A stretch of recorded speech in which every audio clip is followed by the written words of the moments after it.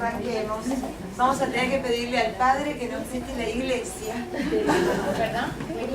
En algún momento, bueno, ayer ya llenamos la mitad de una, así que me alegró mucho, porque cada vez que paso los miércoles por la iglesia no dominacional, Leol Castro y la 144, y sigo viendo un montón de autos, de la cual la mayoría deben de ser católicos, que van a clases de Biblia dadas por protestantes, me da una pena bárbara. Entonces me pongo muy contenta cuando por lo menos nosotros estamos aquí hablando un mismo idioma. No significa de que sea malo, ni mucho menos, sino que es hablar un mismo idioma, ¿no? Darle un mismo sentido. Bueno, vamos a arrancar haciendo esta introducción. No sé si vamos a empezar esta charla con el último libro del Pentateuco o vamos a empezar esta charla con el primer libro de una historia deuteronomista. Es la pregunta que se hacen los estudiosos de la Biblia hoy, después de muchísimos años. ¿Es el Deuteronomio el último libro escrito como dentro de la ley de Moisés o es el primer libro que se escribió para introducir la historia del pueblo de Israel? Ese es el gran interrogante nuevísimo,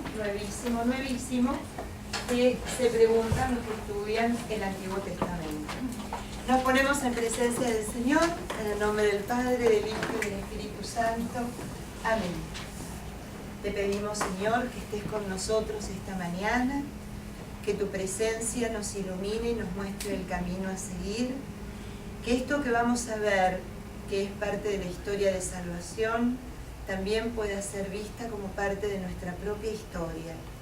Te pedimos que nos ayudes a revisar nuestra alianza de amor y de fidelidad y que si no andamos muy en el camino correcto, nos ayudes y nos ilumines el camino que debemos seguir. Te lo pedimos a vos que vivís y reinás junto al Padre y al Espíritu Santo por los siglos de los siglos. Amén. Amén. En nombre del Padre, del Hijo y del Espíritu Santo. Amén. Es fascinante. Entramos en un libro que no es un libro, por eso es lo que yo les contaba recién.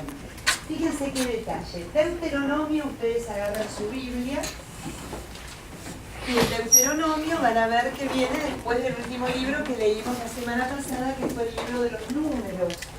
Yo les contaba a ustedes que desde Éxodo hasta casi el final del libro de los números es como la continuación de lo que comentan los vicisitudes que tuvo el pueblo de Israel a lo largo del desierto.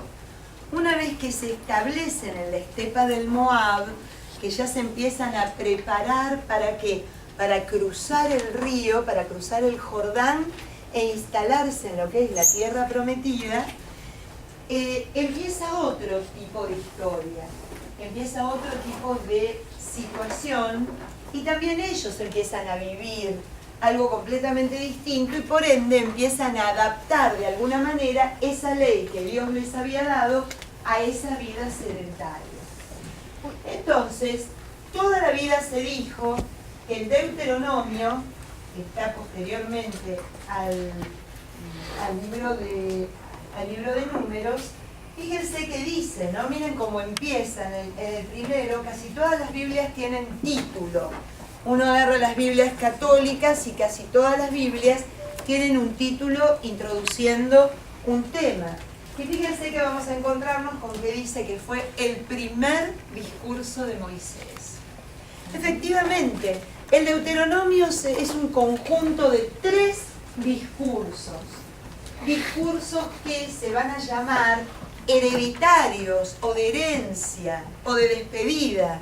¿Por qué? Porque es el último libro atribuido a Moisés en donde se narra la preparación del pueblo para su partida.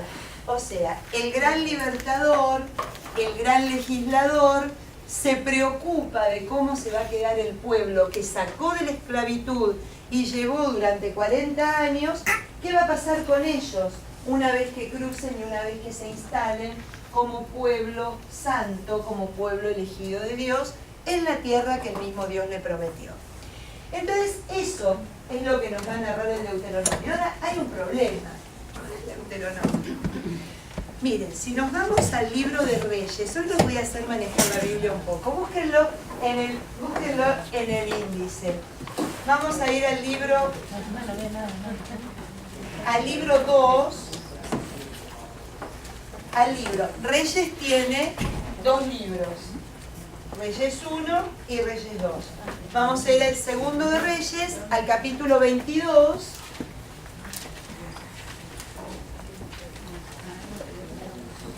En el versículo 8. Entonces, libro segundo de los Reyes,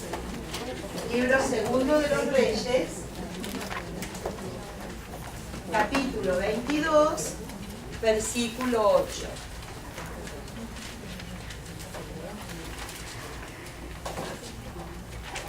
Miren lo que dice. El sumo sacerdote Hilcías dijo al cronista Safán: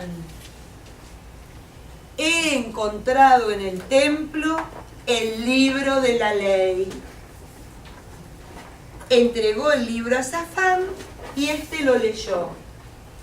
Fue luego a dar cuenta al rey: tus siervos han juntado el dinero que había en el templo y se lo han entregado a los encargados de las obras. El sacerdote Hilcías me ha dado un libro. Safán lo leyó ante el rey, y cuando el rey oyó el contenido del libro de la ley, se rasgó las vestiduras y ordenó al sacerdote Hilcías: vayan a consultar al Señor por mí, por todo el pueblo y por toda Judá, a propósito de este libro que han encontrado, porque el Señor estará enfurecido contra nosotros, porque nuestros padres no obedecieron los mandatos de este libro, cumpliendo lo prescripto en él. ¿Saben qué es eso? Es cuando se encontró la primera parte del Deuteronomio. Es una historia muy linda, muy antigua. Resulta ser que el libro del Deuteronomio, que se denomina en español segunda ley, deutero segundo posterior, nomos ley o palabra también, resulta ser, ¿se acuerdan que yo les conté que el reino de Israel estaba dividido en 2 partes? Estaba dividido en el norte y en el sur. Me olvidé de nuevo el mapa. Lo preparé y me lo olvidé. No. Estaba dividido en el norte y en el sur. Fíjense que después de la muerte de Salomón, vamos a ponerlo aquí, así lo pueden ver todos. Después de la muerte de Salomón, Joroboam, que jorobó a todo el mundo, se separa, ¿no?, de su otro hermano y decide dividir el reino de Salomón en 2 partes. Se separan y se queda la mayor parte de las tribus que formaban el reinado de Israel, se quedan en el norte, en la zona que se va a denominar Reino de Israel. Y nada más que 2 tribus, la de Judá y la de Benjamín, se queda en la parte del sur, con Jerusalén en el centro, formando el reinado de Judá hacia el sur, cuya capital va a ser, por supuesto, Jerusalén, y el centro, el templo de Jerusalén, ¿no? Entonces, ¿qué pasa? Estos sacerdotes que acabamos de leer cuentan una historia que empezó a escribirse acá en el norte, en el reinado de Israel. Una historia que, ¿qué contaba? Trataban de mostrar cómo el pueblo estaba viviendo alejado de los mandatos que Dios le había dado. Y la preocupación de esos teólogos, escritores, agiógrafos, de ver cómo Dios les había dado un camino a seguir y ellos se habían desviado. Y lo que estaban viendo era la decadencia de ese pueblo. Eso era lo que se había puesto por escrito, y cuando cae el reino del norte o el reino de Israel bajo los asirios, estos hombres religiosos toman estos rollos, los llevan para el sur y lo esconden en el templo de Jerusalén. muchísimos años después. Imagínense, esto pasó antes del 587 a.C., perdón, antes del 722 a.C., porque en el 722 a.C. cae por completo el Reino del Norte, desaparece por completo. Y la historia que acabamos de leer en el libro de los Reyes data del 622 a.C. O sea, 100 años después, surge en el sur, surge en lo que sería el reinado de Judá, exactamente, surge en el sur un rey que va a ser muy importante para el judaísmo. ¿Y saben por qué va a ser muy importante? Porque lo comentan varios libros, pero tenía un gran asesor que era Isaías, de alguna manera, fue uno de los que mantuvo, y Jeremías después, el espíritu de este rey. Este rey se llamaba Josías. Y Josías, ¿qué trató de hacer? Josías veía que su propio pueblo del sur estaba pasando por las mismas etapas que había pasado el pueblo del norte y que había desaparecido. Entonces era indispensable hacer que ese pueblo volviera a la ley de Moisés, a la que leímos, que volviera a los caminos que le había dado Dios para por lo menos recuperar parte de lo que habían perdido por el desvío, de la idolatría, dejar la idolatría de lado y empezar realmente a ser fieles al pacto. ¿Se acuerdan? Sí, nos comprometemos a seguir la alianza, a ese pacto. ¿Qué hace Josías? Manda restaurar el templo de Israel. El templo tiene que ser un lugar espectacular, para que todo el mundo, aún los que están fuera de Judea, se sientan atraídos para venir acá a rezar y para que lo vean como el único lugar de oración. Entonces, ¿qué larga Josías? Larga la famosa reforma religiosa de Israel, con 3 premisas que eran importantísimas. Único templo, único rey y único Dios. Unifica lo que antes había estado dividido. ¿Se acuerdan? Que le acabo de contar. El reino dividido, ¿qué hace Josías? Unifica el espíritu israelí. De ninguna manera vamos a volver a ser 2. Los que estaban en el norte y fueron echados, vengan a vivir al sur y constituyamos de nuevo el mismo reinado que tuvo nuestro padre David. Esa era la idea, volver al reinado de David. Cuenta la leyenda, o cuenta de alguna forma, lo que acabamos es en lenguaje legendario. Ahora les explico por qué. Lo que acabamos de leer es el lenguaje historiográfico. Ya van a entender lo que significa en unos minutos. Que reformando el templo y sacando unas piedras que estaban viendo qué había y qué no había, es que encuentran estos escritos que habían traído los religiosos del norte, advirtiendo lo que les había pasado y por qué desaparecieron. Josías dijo: joya, me viene joya, porque corroboran, reafirman y confirman mi reforma religiosa. Y esos son los primeros escritos conocidos como la teología deuteronomista, o la segunda ley dada a Israel. ¿Para qué? Para volver a ser de Israel lo que fue, un pueblo de la alianza, elegido por amor, pero que hizo alianza con un Dios que es tremendamente celoso y que si el pueblo se va con otros dioses, actúa de una manera decisiva. Les hace perder la promesa, los saca de la tierra. Ahí es donde empieza históricamente la historia deuteronomista, según nos cuenta la misma historia de la historia de la salvación en la misma Biblia. ¿Qué es lo que nos dicen los estudiosos de Biblia hoy? Efectivamente, la historia deuteronomista se empezó a escribir en el norte, aproximadamente antes del 722 a.C., lo que se denominaría el siglo VIII a.C., que para ustedes no dice nada, pero para la historia de Israel es importantísima, porque es cuando empezaron a aparecer los primeros profetas. es cuando empezó a aparecer Amós, Oseas, Miqueas, todos los profetas que ¿qué hacían? Levantaban la voz ante los reyes y ante los sacerdotes del templo porque se estaban corrompiendo. Por eso tiene tanto paralelismo y tanto lenguaje profético el Deuteronomio que no encontramos en ningún otro libro del Pentateuco. Es un libro pedagógico porque enseña y además educa. ¿Vieron como los chicos? No hagas esto porque, no hagas esto porque, y además es un libro de denuncia en el mejor estilo profético, especialmente Amós.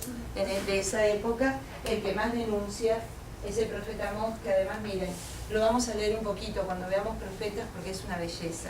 El libro de Amós y es el ilustre desconocido. Entonces, bueno, ¿qué es lo que les estaba contando? ¿Qué es lo que se dice hoy día? Efectivamente empezó en ese momento a ponerse por escrito. Pero ¿saben dónde continuó? En el exilio de Babilonia.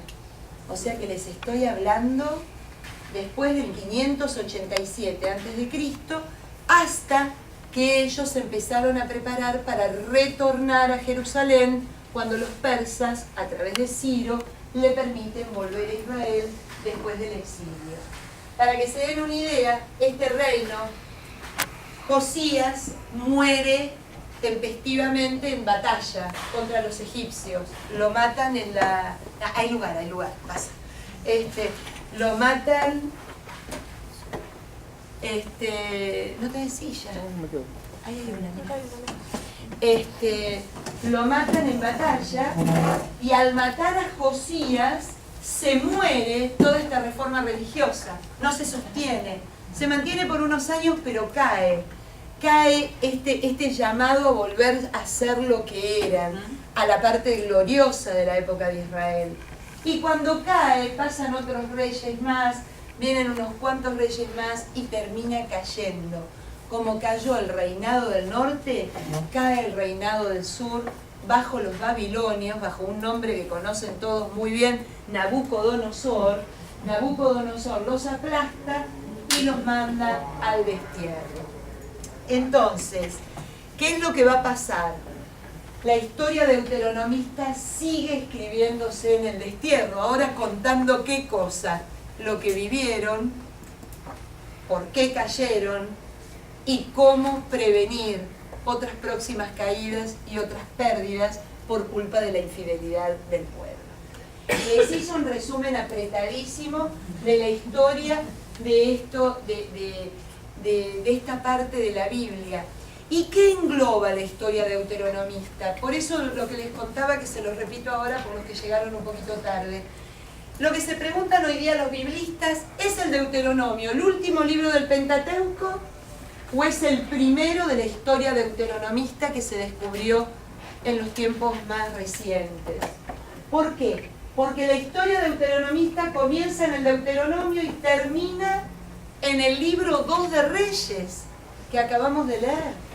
O sea, Deuteronomio, agarren el índice, para así se van familiarizando, porque la idea es que sepan de qué se tratan los libros. Deuteronomio, en el índice lo pueden buscar. Josué, Jueces, 1 y 2 de Samuel, 1 y 2 de Reyes. A todo eso se le denomina historia deuteronomista. Va desde la conquista de Canaán, desde la estepa del Moab, ¿no? Donde yo les conté recién. Esto es la estepa de Moab, cuando se estaban preparando para pasar el Jordán hacia la tierra prometida por Jericó. Pasan por Jericó, desde la estepa del Moab hasta la caída y el destierro en Babilonia. Eso es todo lo que abarca. Les cuento cuánto abarca: más de medio milenio. La historia deuteronomista cuenta la historia de la salvación atravesando medio milenio, más de 500 años. ¿Y en qué forma lo va contando? ¿Saben qué hacen para narrarlo? Narran el presente con hechos del pasado. entonces me va contando mi presente de fidelidad, mostrándome un pasado de fidelidad. Me va contando mi presente de destierro, mostrándome un pasado de destierro y de infidelidad. Y es así como se narra la historia deuteronomista. Es una historia que lleva decididamente a la conversión. Por eso es historiografía. Es la historia de lo antiguo reflejado en lo mío que me lleva a pensar, si lo antiguo te dijo que siguiendo por acá te vas al peñasco, pensá dónde estás parada, que es tiempo de dar vueltas y agarrar otro camino, que de eso se trata la conversión. Convertirse significa tomar otro camino, dar una vuelta rotunda e integral. Si venía por la derecha, anda por la izquierda. Eso es convertirse. Entonces, es realmente unos textos bellísimos, bellísimos, porque apelan a la conversión del corazón. Van ahí. Cambia completamente el lenguaje. El lenguaje que va a utilizar es un lenguaje de corte profético, un lenguaje ya de espiritualidad más comprometida. Hasta ahora veníamos viendo, ¿se acuerdan lo que estuvimos leyendo? Leyes que veíamos cómo la cumplía el pueblo entero. El pueblo era responsable de alguna manera de la alianza, de que se cumpla o no se cumpla. Había como una cuestión de orden colectiva. Era la bendición o la maldición general de acuerdo a algunas actitudes. El Deuteronomio empieza a darle la vuelta a que lo colectivo pasa por lo individual. Por eso es muy lindo, porque me habla a mí, me habla de una metanoia, como va a hablar el Evangelio, de un cambio profundo interior. Es una cosa preciosa. Ahora, ¿para qué yo hago esto? Que me tomo un trabajo bárbaro si no lo paso, ¿no? Esto que les acabo de leer, después lo pueden leer ustedes. Algo muy importante, ¿no? Algo que me parece muy importante, que persigue la historia deuteronomista. Algo tan, una finalidad que es tan indispensable hasta para nosotros mismos. Saber la identidad, explicar por qué estaban en esta tierra, por qué la habían dominado, por qué la habían perdido. Y todo leído desde la fe. Sacando la palabra tierra, es la historia de nuestra existencia, ¿no? ¿Por qué estamos donde estamos? ¿Por qué tenemos lo que tenemos? ¿Por qué somos lo que somos? ¿Por qué conquistamos una determinada situación? ¿O por qué tal vez la perdimos? Es exactamente la mirada de nuestra propia vida. Eso es historiografía. Cuando tomo lo de otros y lo miro como en un espejo y me miro, me reflejo y empiezo yo a sentir que cada vez que me cuenta los desatinos de Israel, digo, pucha, son los míos, en clave de fe, no en clave de historia. Por eso la Biblia no se puede leer como un libro de historia, porque va más allá. Me habla de qué perdí, de esta identidad, de este amor absoluto dado por Dios, y que yo le dije, ¿sabes qué? La verdad que no me importa demasiado, y sigo mi propio camino. Y ya vamos a ver de qué se trata el castigo del Deuteronomio, porque el otro día acá fue que alguien me dijo, ¿fue acá en este grupo? Que alguien me dijo, no, me pensé que al mediodía, porque era acá, me acuerdo el lugar. Me dijo, bueno, pero el Dios de Israel, la alianza es un poco, que la promesa y la bendición deuteronomista, que si cumpliste tenés bendiciones y si no cumpliste tenés maldiciones. Lo vamos a leer un poco. Así que no era tan así. Era alguien que te daba la ley para que la cumplas y por ende tener la gracia. Pero a ver, no es el Dios que castiga, sino que es el hombre que se separa de la gracia. ¿Soy clara? Es el hombre que se separa de la gracia.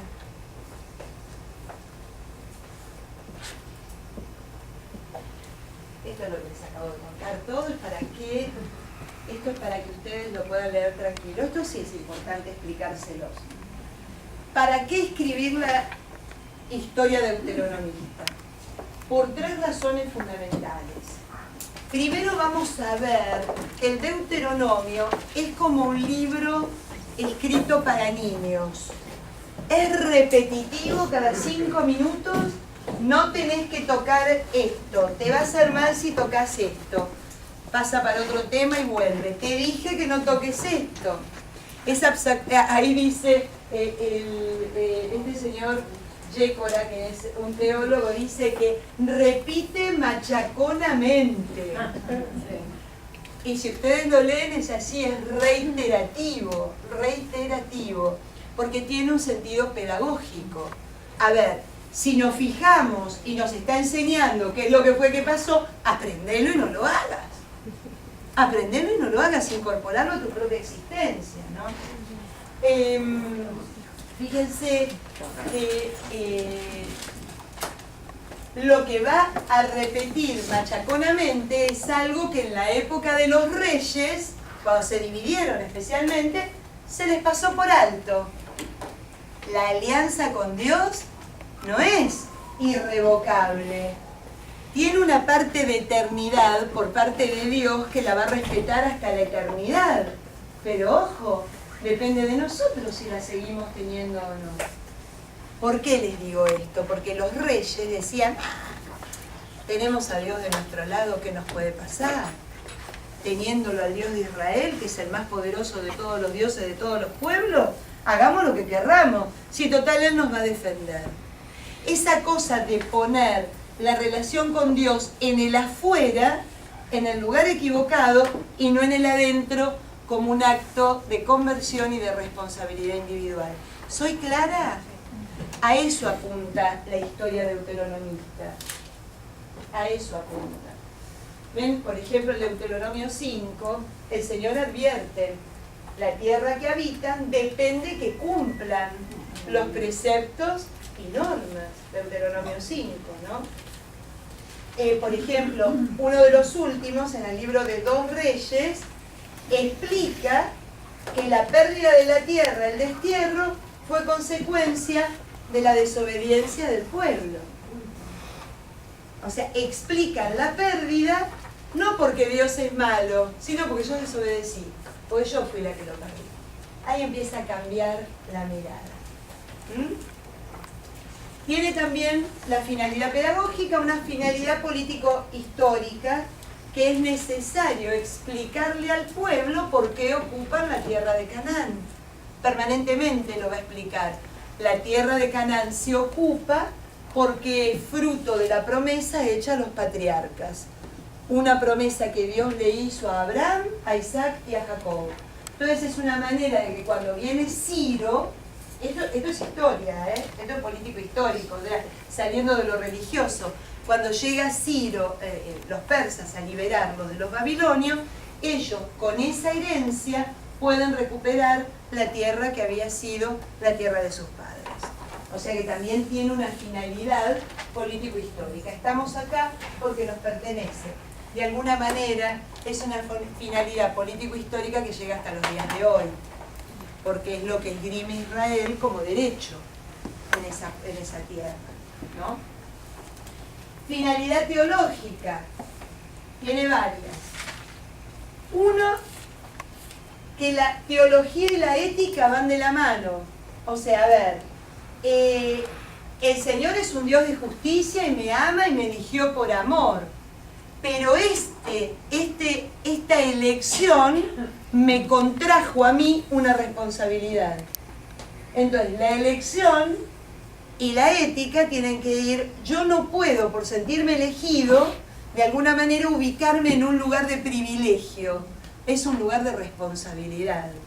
Pero eso también, miren, a mí me encanta hacer paralelos con el Nuevo Testamento, me encanta hacer paralelos con lo que hace Jesús en los Evangelios. En el Evangelio de Marcos, en el capítulo 3, el Señor elige a los 12 apóstoles. Y dice Marcos, bajó y estaba rodeado de una multitud, pero eligió a los que quiso, los llamó y ellos inmediatamente acudieron a él. ¿Y qué pasa? Cuando los llamó les dijo, vengan porque son re lindos, son los más buenos, ¿saben qué? Me cayeron re simpáticos. No, los sacó de la multitud para enviarlos a la multitud con una misión. ¿Y saben cuál era la misión? Hablar de lo que significaba estar con Él, de dar testimonio de Cristo, no lo que leían en los libros. Hablar de lo que significaba estar con Él. Israel, cuando fue elegido por Dios, en esa época pasó lo mismo. ¿Qué pasó? La elección se le fue a la cabeza. Y en lugar de sentirse que no formaba parte de un club privado con privilegios, sino de un grupo abierto que tenía que ir a llevar al Dios de Israel hasta los confines de la tierra, perdieron justamente el sentido del pueblo elegido. Lo perdieron ellos mismos, porque se consideraron que habían sido elegidos por algún mérito propio y personal, y no por el don gratuito del amor de Dios. Y al haber perdido eso, perdieron la misión. ¿Ven cómo es lo mismo? Es exactamente lo mismo, solo que el Señor trabaja de una manera individual. El pueblo de Dios, que comienza con estos 12 apóstoles elegidos, a ejemplo de las 12 tribus de Israel, es un nuevo pueblo de Dios, pero que lo tiene que entender cada uno para poder llevar adelante la misión de todos. ¿Soy clara? Más o menos. ¿Está claro? ¿Sí? Entonces esto es muy importante. La finalidad teológica lleva a la ética. ¿Qué es la ética? Es vivir lo que creo. Es vivir lo que creo. Podríamos haber sacado la palabra ética y decir la finalidad teológica lleva a la coherencia. A la coherencia. Soy pueblo elegido, voy a vivir como tal. ¿No? No subido a la palmera, sino sirviendo. Miren cómo se confundieron, que hasta los apóstoles el domingo en el Evangelio, sus más cercanos, decían, bueno, Señor, te queremos pedir un favor. Y me mató la pregunta de Marcos, Me mató la pregunta de Marcos, porque Marcos no se pone Marcos escribe muy cortito, ya los que vieron Marcos conmigo lo saben de memoria, porque no sabe bien griego, pero la pregunta de Marcos que me quedó rondando en el corazón todo el domingo es, ¿qué desean? ¿Qué deseaba este pueblo de Israel? ¿Qué deseaba? ¿Mostrar el rostro de Dios o mostrar el privilegio por haber sido elegidos por Dios? ¿Qué deseo yo con esto que me dan? ¿Qué deseo hay en mi corazón? Es ahí a donde me lleva a ver que lo teológico y lo ético tiene que ir de la mano, ¿no? Es un Dios que fíjense, el pueblo liberado de Egipto solo puede servir al Señor. Y va a ser mucho más profundo el Deuteronomio, y lo fue en Números el otro día cuando lo leíamos. Y se sirve al Señor sirviendo a los hermanos. Ese es el punto. También la parte teológica es el enjuiciamiento de los dos reinos, ¿no? Vamos a ver que los dos reinos caen por un mal mandato de los reyes. Acá les quiero aclarar algo. En el libro de Samuel, que está dentro de la historia deuteronomista, cuando Samuel habla a David y le promete una de las cosas más hermosas, le habla de una promesa mesiánica, por eso el tronco de David era necesario que fuera el tronco de donde saliera Jesús, porque le dice, tu reino no tendrá fin, va a ser un reinado eterno, ¿no? Tu descendencia va a llevar a un reinado que no tendrá fin. Y lo constituye a David y a sus sucesores hijos de Dios, con minúscula. Cada rey de Israel era un hijo de Dios. ¿Por qué?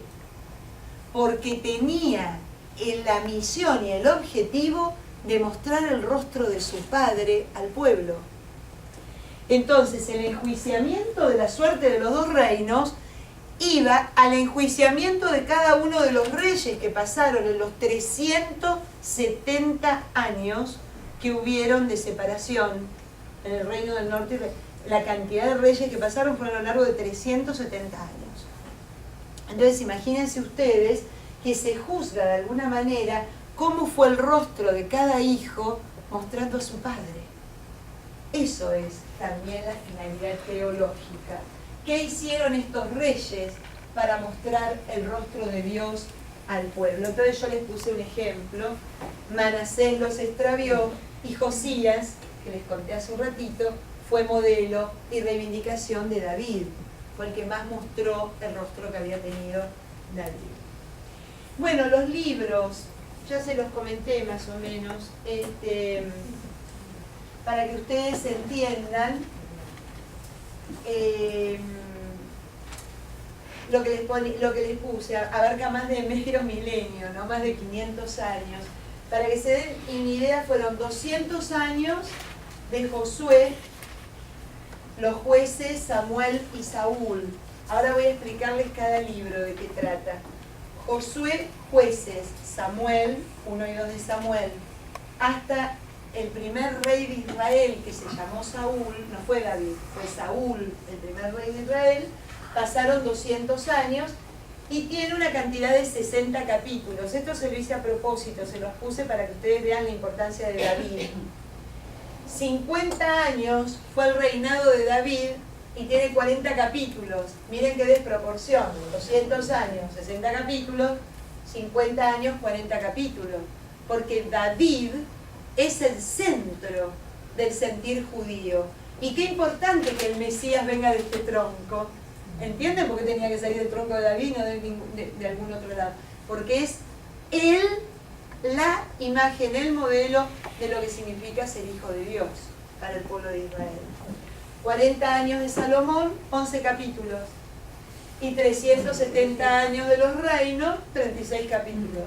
O sea que acá nos queda claro, y por eso se lo puse en rojo, los 50 años de David, 40 capítulos es lo que más en proporción lleva para todo el para todo el pueblo de Israel, ¿no? La importancia que tiene. ¿Perdón? La historia de Ruth, que decís que es menos la historia de Ruth. No, porque la historia de Ruth entra dentro de los escritos. Algunos libros lo tienen mezclado, por eso yo le puse, por las dudas que lo tuvieran, la historia de Ruth no es deuteronomista, eso es lo que les quiero decir. Ajá. Entra dentro de la parte histórica, pero está se llaman los Megilot, ya después se los voy a explicar. Son 5 libros que lo veremos aparte. Es la continuación del Éxodo, como les contaba, y acá les puse algo que me pareció importantísimo. El escritor trabaja durante el exilio babilónico, interpreta toda la historia de la ley, de Israel, a la luz de la ley de Moisés. De alguna manera interpreta toda la historia de Israel a la luz de la alianza, a la luz del compromiso. Es así como se interpreta. Bueno, esto no tiene nada que ver, después lo pueden leer y ya. Miren, acá vamos a ir a todos los libros deuteronomistas. Un esquema que es perfectísimo, cómo lo fue armando la historia deuteronomista. Los relatos de Josué. ¿Quién es Josué? Antes de seguir hablando, porque vos me nombrás a Josué, ¿quién es Josué?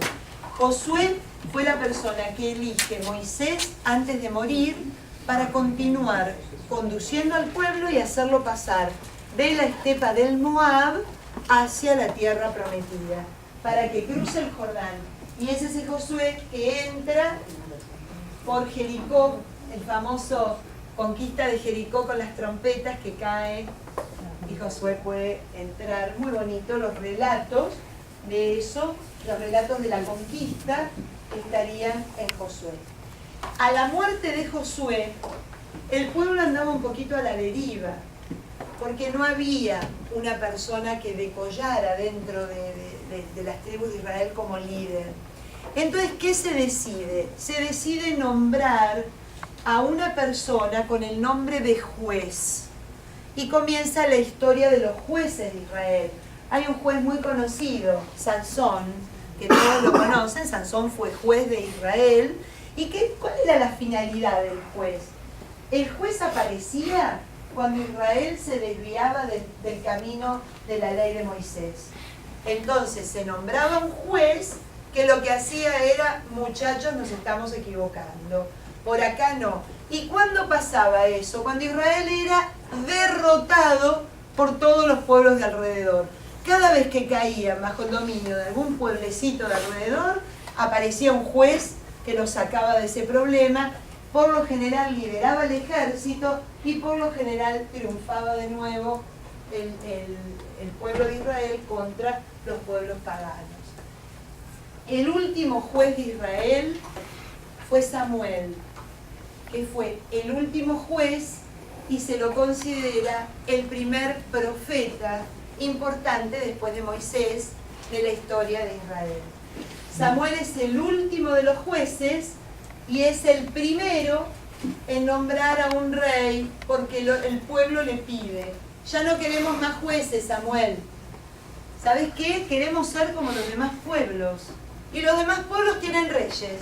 Entonces nosotros queremos tener un rey. ¿Cuál era el gran problema? Que Israel estaba gobernado por Dios. Era una teocracia, de alguna manera. Y había un gran problema, que una vez que nombraran un rey, Samuel les decía, si yo les nombro un rey, ya van a dejar de tenerlo a Dios como rey. Van a empezar, él va a empezar a dominarlos y ustedes van a empezar a obedecerle a él porque le van a tener miedo. Entonces por eso se resistía Israel a la monarquía. Pero es así como surge la monarquía, que Dios le dice a Samuel que nombre a Saúl y queda ya establecida hasta que se divide y caen los dos reinos, ¿no? Inmediatamente viene la subida de David. Saúl cae, muere y lo sucede David. Esa es la historia también, ¿ven? Yo acá les fui poniendo de cada libro cómo pueden encontrar esas historias que son las centrales dentro de la historia deuteronomista. Después la historia de sucesión del trono de David y la historia de Salomón. Y por último, en los dos libros de Reyes van a encontrar ustedes la historia de otros profetas que son espectaculares y que la verdad que a mí me encanta y que los vamos a leer, que es la historia de Elías, Eliseo y otros profetas del norte que aparecen así, muy nombrados, mencionados nada más, pero que están en el libro de los Reyes. Y son historias preciosas. Siempre todo bajo el esquema de se cumple la alianza, se deja la alianza. Se obedece, se es infiel. Cada libro trata exactamente ese tema. No tiene ningún... Bueno, pero vayamos a leer un poquito. Esperen que quiero irme... Ahora volvemos a esto. Acá. Vamos a ir un poquito al Deuteronomio. Salud.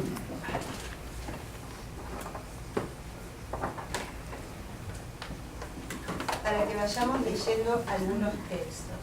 Vamos a abrir el Deuteronomio.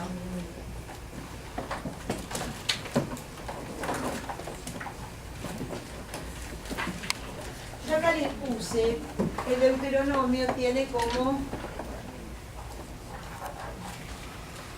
la alianza es el centro, ¿no? Es el libro de la alianza por excelencia. Por lo que les conté, a partir de esta historia, todo va a ser en relación a la alianza. Si se cumple o si no se cumple. Entonces tiene un prólogo que vuelve a mencionar los 10 mandamientos y a otros mandamientos en el capítulo 5. Y después empieza con distintas consideraciones sobre la alianza. A mí me parece que una de las más importantes, el capítulo 4, es muy importante, muy importante porque habla de la elección de Israel como pueblo elegido. Por ejemplo, en el capítulo 4, versículo 32. Pregunta a la antigüedad, para que se familiaricen con el lenguaje, ¿no? A los tiempos pasados, remontándote al día en que Dios creó al hombre sobre la tierra, si de un extremo al otro del cielo ha sucedido algo tan grande o se ha oído algo semejante. ¿Qué pueblo ha oído a Dios hablando desde el fuego, como tú lo has oído, y ha quedado vivo? ¿Qué Dios intentó acudir a sacarse para sí un pueblo de en medio de otros, con pruebas, signos y prodigios, en son de guerra, con mano fuerte y brazo extendido, con terribles portentos como hizo el Señor, su Dios, con ustedes, contra los egipcios delante de tus mismos ojos. Eso es lo que permanentemente va a estar repitiendo el Deuteronomio, en tono de pregunta. A ver, ¿vos sabés de dónde saliste? ¿Por qué estás acá? ¿Quién te eligió y para qué? ¿Y por qué? Sí. Hay algunas Biblias que no sale esa parte que sale de Deuteronomio, y parte el capítulo 4 a partir del versículo 44. No tengo la menor idea por qué. Yo estoy en el 432, versículo 44 es otro, pero tenés que tener antes, mamina. Ni idea lo que pasó. En tu Biblia no tengo la menor impresión. Porque la introducción, lo que pasa a partir del 44 es que empieza el segundo discurso de Moisés. Entonces a lo mejor ahí tenés un problemita. Ay, me voy a fijar en la que tengo en casa, que es igual. Sí, tenés una marca. Bueno, volvemos un poquito porque tenemos que leer mucho. Imagínense. Todo el mundo lo encontró, ¿verdad? La elección. Eso que les acabo de leer es muy importante para entender cómo se presentaba en la historia deuteronomista. Haciéndole ver a Israel, a ver, mostrarle, ¿a qué otro le pasó lo mismo que te pasó a vos? ¿Y cómo reaccionás vos, no?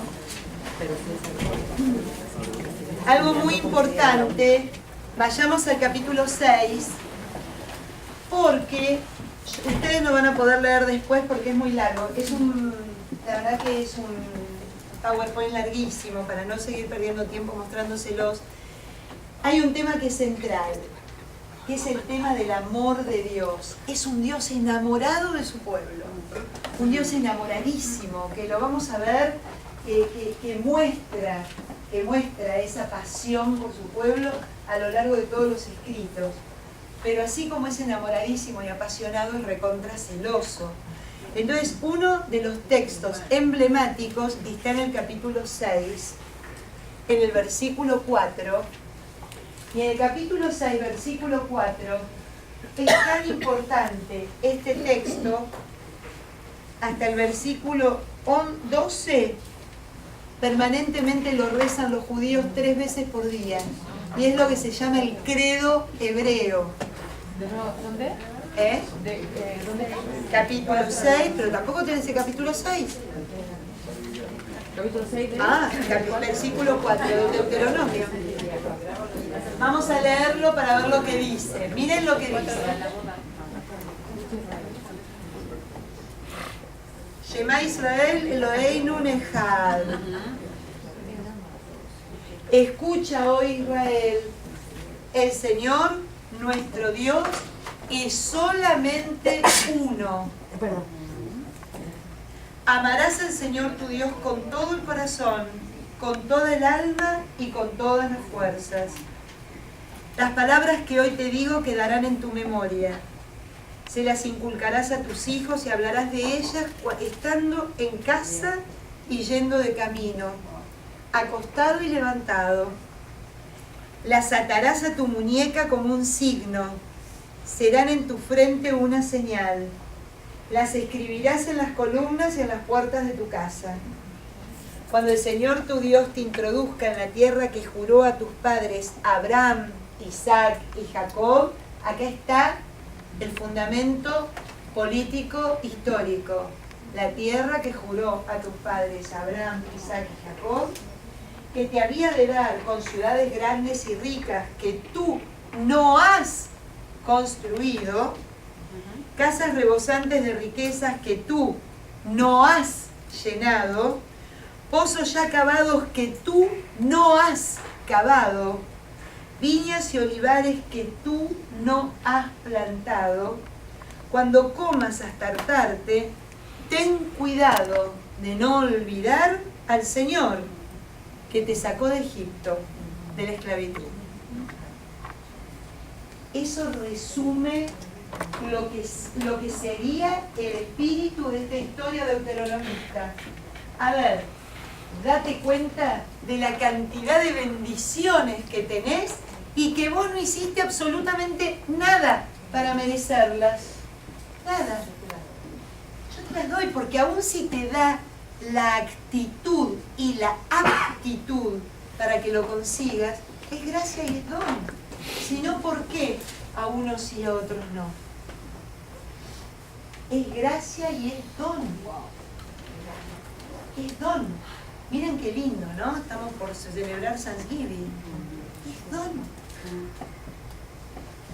Eso se lo dice todos los días, para que no haya vanidad ni orgullo en el corazón. Es muy importante.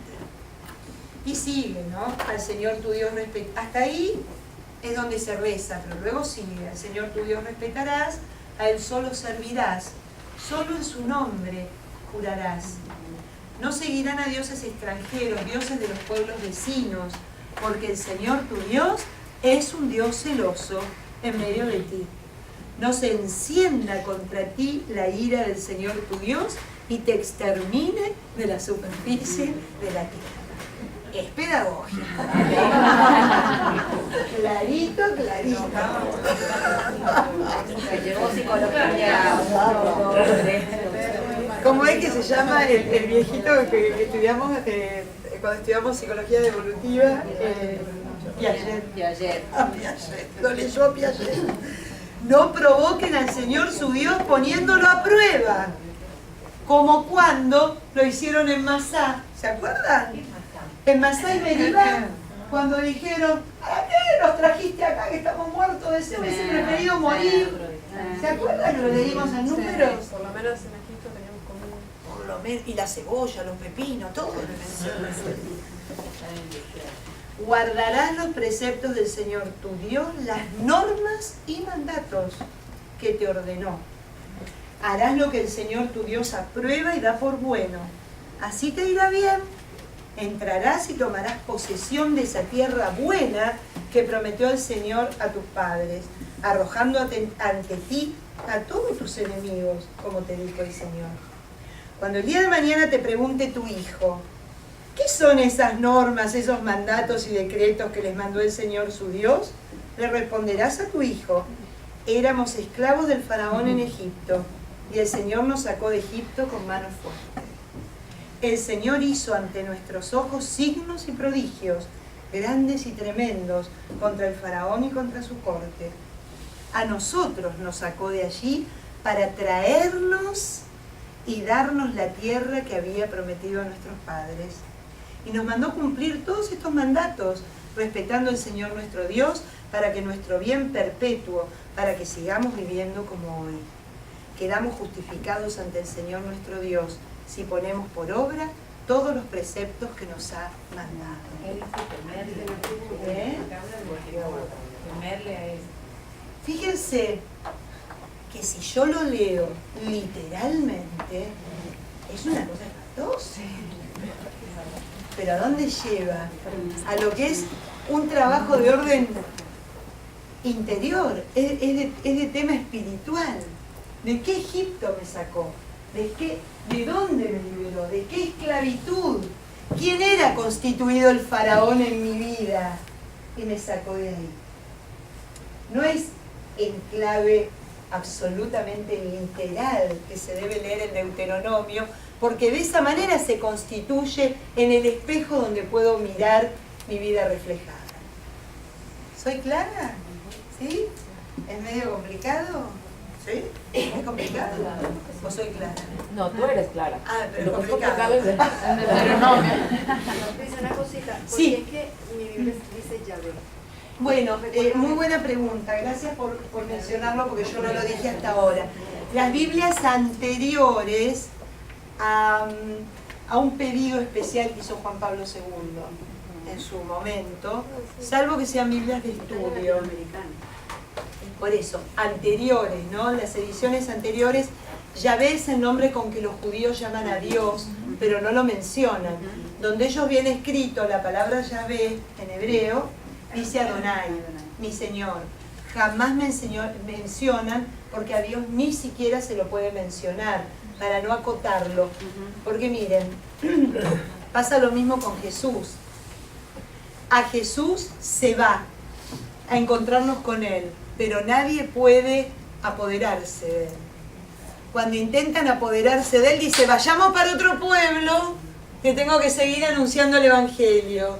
Es una manera clara de que a Dios no lo podemos tomar. Es el encuentro con Él, pero el encuentro con Él que me lleva hacia adelante, no me encierra con Él. ¿Soy clara? Aún en la vida contemplativa más pura, ese encuentro con Él es para algo, no es el encierro, ¿no? Bueno, Israel ni siquiera lo podía mencionar. ¿Qué hace Juan Pablo II?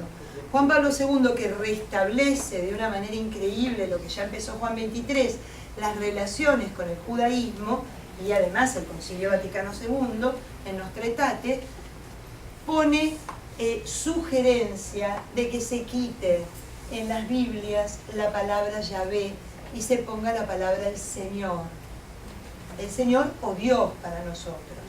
¿Por qué? Para que no se violente a los hermanos del ¿no? Es como un respeto de diálogo interreligioso que tenía, era muy delicado Juan Pablo en eso, realmente. Capítulo 7, versículo 7, miren si no es precioso. Se los leí yo cuando empezamos la charla, ya la primera vez que nos encontramos. Si el Señor se enamoró de ustedes y los eligió, no fue por ser ustedes más numerosos que los demás, porque son el pueblo más pequeño, sino que por puro amor a ustedes, por mantener el juramento que había hecho a sus padres, los sacó el Señor de Egipto. Con mano fuerte los rescató de la esclavitud, del dominio del faraón, el rey de Egipto. ¿Entienden lo que es machaconamente? A ver, que te quede claro de quién estamos hablando. Ustedes se preguntarán de dónde vienen algunas partes que están en el Evangelio puestas clarísimas. Miren si les suena este punto. Ve capítulo 8.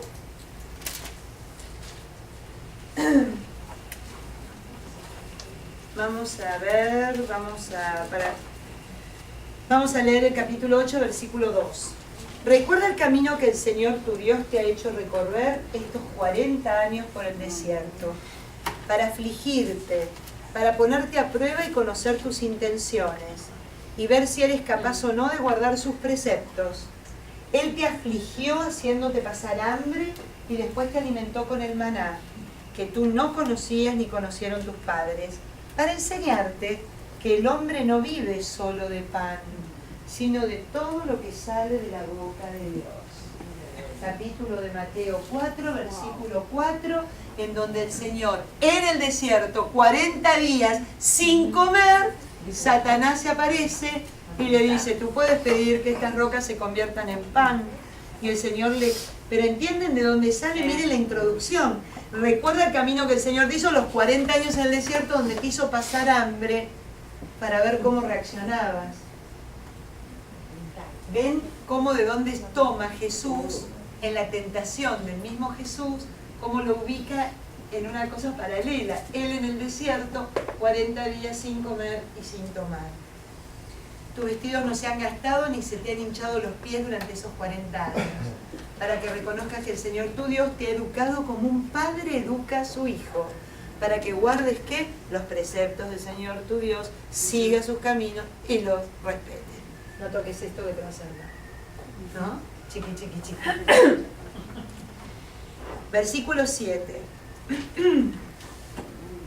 Cuando el Señor tu Dios te introduzca en la tierra buena, tierra de torrentes, de fuentes, de aguas profundas que emanan en el monte y la llanura, tierra de trigo y cebada, de viñas, higueras y granados, tierra de olivares y de miel, tierra en que no comerás medido el pan, en que no carecerás de nada, tierra que lleva hierro en sus rocas y de cuyo monte sacarás cobre.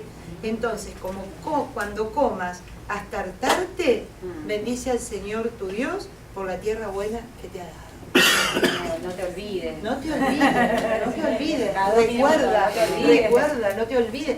Pero entienden la acción de gracias, llama al hombre al reconocimiento de quién es Dios y a cómo lo bendice con todo, ¿no?